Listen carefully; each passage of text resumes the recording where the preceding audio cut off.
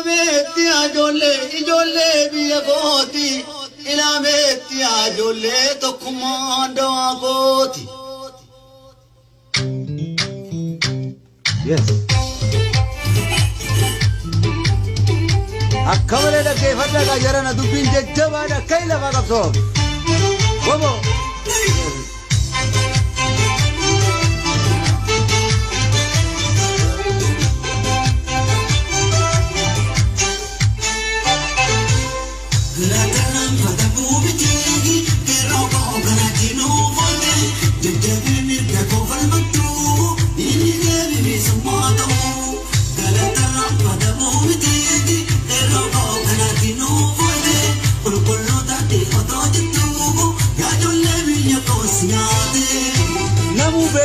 Kamale gadi lakkisa jechuu keenya qeeroon sooshaal miidiyaa irra hojjetan facaasa amma beeksisa kanuma dubbiin ejjenna gurguddaadha kun safaataadha miti.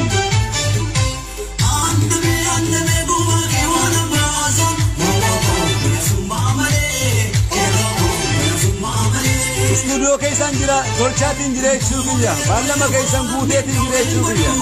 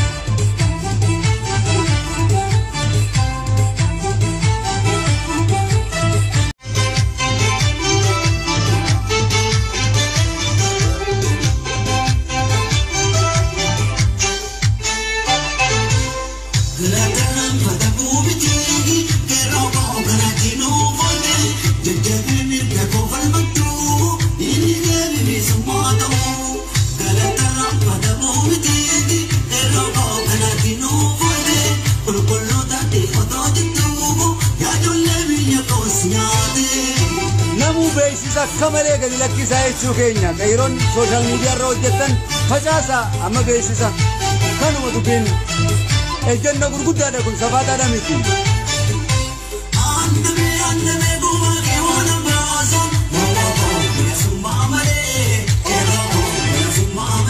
Istuudiyoo keessaan jira tolchaatiin jira jechuu kiyya baallama keessan guuteetiin jira jechuu kiyya.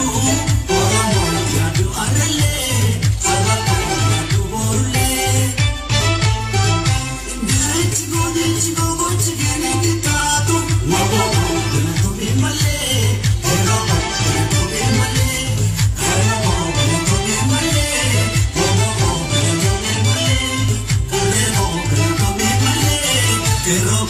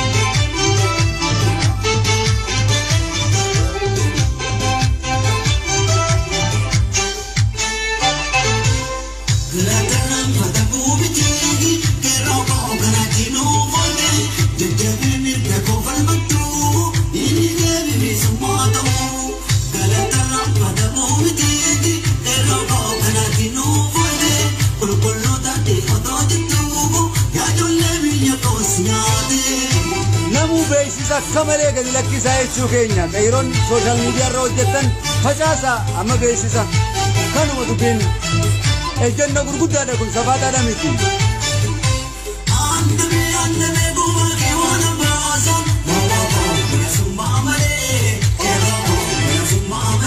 Istuudiyoo keessaan jira tolchaatiin jira jechuu kiyya baallama keessan guuteetiin jira jechuu kiyya.